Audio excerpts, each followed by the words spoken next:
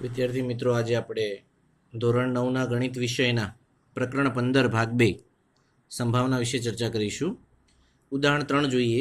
એક પાસો છે. તમને ખબર છે પાસો છે એના ઉપર વધુમાં વધુ 6 અંક આવી શકે. 1 2 3 6 સપાટીઓ હોય છે પાસા ઉપર. એક પાસો 1000 વખત ઉછાળવાનો છે. 1000 વખત ઉછાળીશું. વખત ફેંકવામાં આવે છે તો પાસા ઉપર 1 2 3 4 5 અને 6 આ 6 પરિણામો છે. એની આવૃત્તિ એટલે સંખ્યા 6 પરિણામો કેટલી વખત આવશે? તમે 1000 વખત પાસો ફેંકવાના છો. ધારો કે પરિણામ 1 છે, પાસા ઉપર 1 અંક કેટલી વખત આવશે? તો આવૃત્તિ લખી છે 179. એનો મતલબ કે તમે 1000 વખત પાસો ફેંકો છો તો પાસા ઉપર 1 અંક 179 વખત આવશે, 2 150 વખત આવશે, 3 અંક છે 157 વખત આવશે, 4 149 વખત આવશે, 5 જે છે 175 વખત ને 6 190 વખત આવે છે. આવૃત્તિનો મતલબ સંખ્યા કે પાસા ઉપર 1 અંક કેટલી વખત આવે? 1000 વખત ફેંકીએ છીએ આપણે પાસો તો 1 અંક આટલી વખત આવે છે એમ કહે છે. તો હવે આની આવૃત્તિ છે તો હવે આપણે દરેક અંકની સંભાવના શોધવાની છે. બરાબર? તો અહીં આપણે લખીશું કે દરેક અંકની સંભાવના શોધો. દરેક અંકની, દરેક પરિણામની. પહેલું એક પરિણામ છે એની સંભાવના શોધો 2 પરિણામની. તો ચલો પહેલું પરિણામ, પાસા ઉપર 1 અંક આવવાની સંભાવના. તો પહેલું પરિણામ, પાસા પર પરિણામ 1ની સંભાવના. ચલો એની કંઈક નામ આપી દઈએ આપણે, પી એ નામ આપી દઈશું. ચલો તો ઉપર શું લખીશું? પાસા ઉપર 1 અંક આવે તેના પરિણામોની સંખ્યા. પરિણામ 1 આવે એની જેની સંભાવના શોધવાની હોય, યાદ રાખીશું, જેની સંભાવના શોધવી હોય એના પરિણામોની સંખ્યા ઉપર લખવાની. તો ચલો 1 અંક આવે એના પરિણામોની સંખ્યા કેટલી? તો આપણે ગુજરાતીમાં ના લખીએ, સીધું અંકોમાં લખશો તોય ચાલશે. 179. અને કુલ પરિણામો હંમેશા રકમમાં આપેલા હશે તો 1000. આગળ વધીએ, 3 પોઈન્ટ આપણે ખસેડીશું, 0.179. ચલો બીજું, પાસા પર પરિણામ 2ની સંભાવના. તો પાસા ઉપર પરિણામ 2 આવે એની સંભાવના, તો એને આપણે પીબી કહી દઈએ. તો ચલો પાસા ઉપર 2 પરિણામ છે, પરિણામ 2ની સંભાવના છે, તો પાસા ઉપર 2 પરિણામ કેટલી વખત આવશે? તો 150 વખત આવશે. અને કુલ પાસો કેટલી વખત ફેંકવાનો હતો? તો 1000 વખત. ચલો આપણે ખસેડીશું 3 પોઈન્ટ એટલે 0.150. ચલો ત્રીજો ગણીએ. તો પાસા પર પરિણામ એટલે કે જે અંક છે એ 3ની સંભાવના, તો પીસી.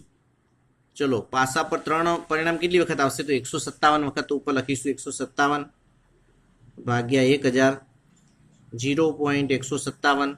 ચલો ચોથું પરિણામ, પાસા પર પરિણામ 4ની સંભાવના. ચલો તો થશે તમારું પીડી, એ આવે છે 149 વખત અને નીચે કુલ પરિણામ 1000, તો 0.149. પાંચમું પરિણામ જોઈશું કે પાસા પર પરિણામ 5ની સંભાવના, તો એને પીઈ. ચલો પાસા ઉપર 5 પરિણામ કેટલી વખત આવે છે અહીંયા આપણે જોઈ લઈશું. પાંચમું પરિણામ છે 5, જે 5 અંકનું પરિણામ છે કેટલી વખત આવે છે? 175 વખત. તો આપણે લખીશું 175. અને દાખલામાં કુલ પરિણામ કેટલી વખત પાસો ઉછાળવાનું છે? 1000 વખત. 3 પોઈન્ટ ખસેડીશું, 0.175.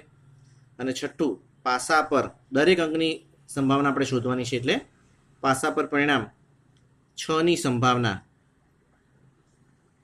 તો આપણે જોશું પીએફ કેટલા પરિણામ છે? 6 અંક આવવાના પ્રયત્નો કેટલા છે? 190 ભાગ્યા 1000, 0.190 મળે છે. ઉદાહરણ 4 જોઈશું. એક ટેલિફોન ડિરેક્ટરી છે, ટેલિફોન ડાયરી છે. એના એક પાના ઉપર 200 ટેલિફોન નંબર લખેલા હતા. તે નંબરના એકમના સ્થાન, આપણે જાણીએ છીએ કે કોઈ પણ ટેલિફોન નંબર 10 આંકડાનો હોય છે, મોબાઈલ નંબર 10 આંકડાનો હોય.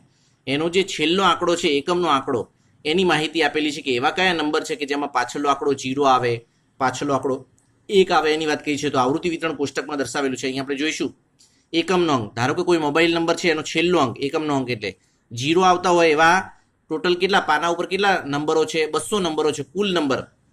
તો અહીંયા તમારે જ્યારે પણ કુલ નંબરોની વાત કરી ત્યારે 200 લખીશું, 200 ટેલિફોન નંબર. ચલો પાસા ઉપર ટેલિફોન નંબર છે 10 આંકડાનો ટેલિફોન નંબર હોય છે, એનો એકમનો અંક એટલે સૌથી છેલ્લો અંક જે છે, છેલ્લો આંકડો 0 આવતો હોય એવા કેટલા નંબર છે? 22. એક છેલ્લો આંકડો 1 આવતો હોય 26, છેલ્લો આંકડો 2 આવતો હોય 22, 3 આવતો હોય 22, 4 આવતો હોય 20, 5 આવતો હોય 10, 6 આવતા હોય 14, 7 આવતો હોય 28, 8 આવતા હોય 16 અને 9 આવતા હોય 20 છે. તો પાના પર જોયા સિવાય, પાના ઉપર આપણે જોવા નથી, કોઈ એક નંબર પસંદ કરવામાં આવે છે અને એના એકમના સ્થાન ઉપરનો અંક 6 આવે તેની સંભાવના. ચલો, મોબાઈલ નંબર છે તમારો, જે ટેલિફોન નંબર છે, એનો એકમનો અંક કયો આવે? 6 આવે. તો 6 આવે, એકમનો અંક 6 આવતો હોય, જે મોબાઈલ નંબરોની પાછળનો આંકડો 6 આવતો હોય એવા નંબર કેટલા છે? 14 છે. અને આખા પાના ઉપર કુલ ટેલિફોન નંબર કેટલા છે? 200 છે. તો આપણે ટેલિફોન નંબર છે એનો અંક 6 આવે તેની સંભાવના, તો આપણે અહીંયા લખીશું, એક જ સંભાવના શોધવાની છે, બીજી બધા અંકોની સંભાવના શોધવાની નથી. એકમનો અંક 6 માટે તો આપણે પહેલી અહીંયા લખીશું કે પાના પર એકમનો અંક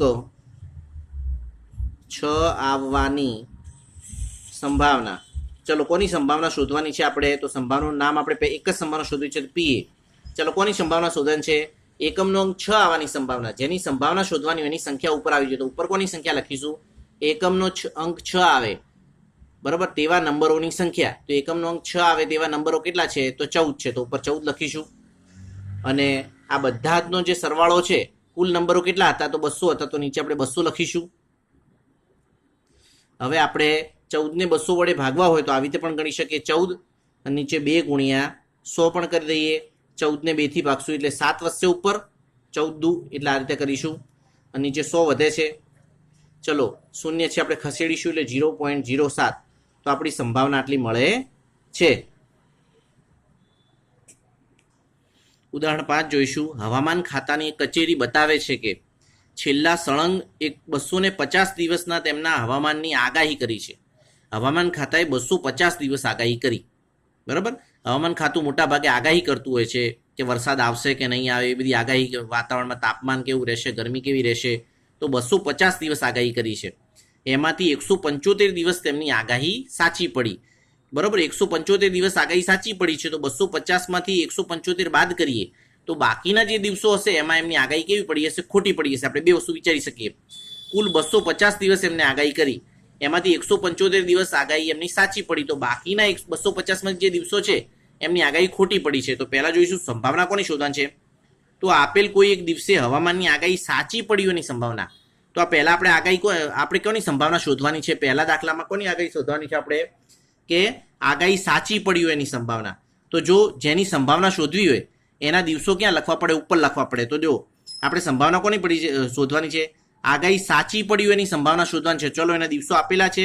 હા, તો હવામાનની આગાહી સાચી પડી હોય એના દિવસો આપેલા છે અને કુલ દિવસો પણ આપેલા છે. તો પહેલા આપણે લખીશું. અને બીજી સંભાવના કોની શોધવાની છે? કે દિવસે હવામાનની આગાહી સાચી ન પડી હોય. જો આગાહી સાચી ન પડી હોય એની સંભાવના શોધવી, સાચી ન પડી હોય એની સંભાવના શોધવી હોય તો ઉપર કોના દિવસો લખવા પડે? સૂત્રમાં આગાહી સાચી ન પડી હોય એના દિવસો. તો આપણે 2 દિવસો લખવાના છે. કુલ દિવસો તો આપણને 250 આપેલા જ છે. તો હવામાનની આગાહી સાચી પડી હોય એના દિવસો કેટલા છે?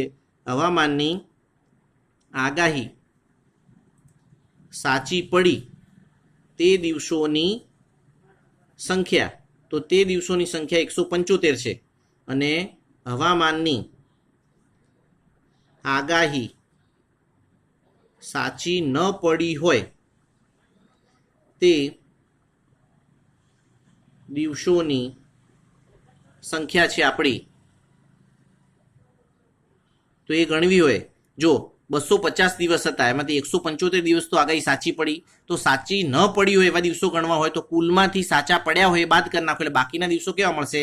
સાચી ન પડી હોય. તો 250માંથી આપણે 175 બાદ કરી તો આપણને 75 મળશે. એટલે આગાહી સાચી પડી હોય દિવસો 175 છે અને આગાહી સાચી ન પડી હોય એવા દિવસો પહેલા શોધવા હોય તો કુલ દિવસોમાંથી સાચી પડીના જે દિવસો છે આપણે બાદ કરી દઈશું. હવે પહેલી સંભાવના આપણે કોની શોધવાની છે? કે હવામાનની આગાહી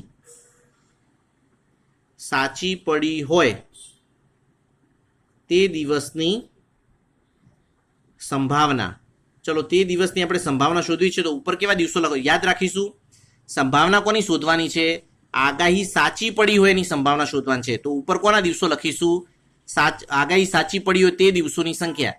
ચલો આગાહી સાચી યાદ રાખીશું કે હવામાનની આગાહી સાચી પડી હોય તે દિવસોની જેની સંભાવના શોધવી હોય એના દિવસો તમારે ફરજિયાત ઉપર લખવાના છે. તો આગાહી સાચી પડી હોય એવા દિવસો કેટલા છે? 175. અને કુલ આગાહી કરેલા દિવસો કેટલા છે? 250.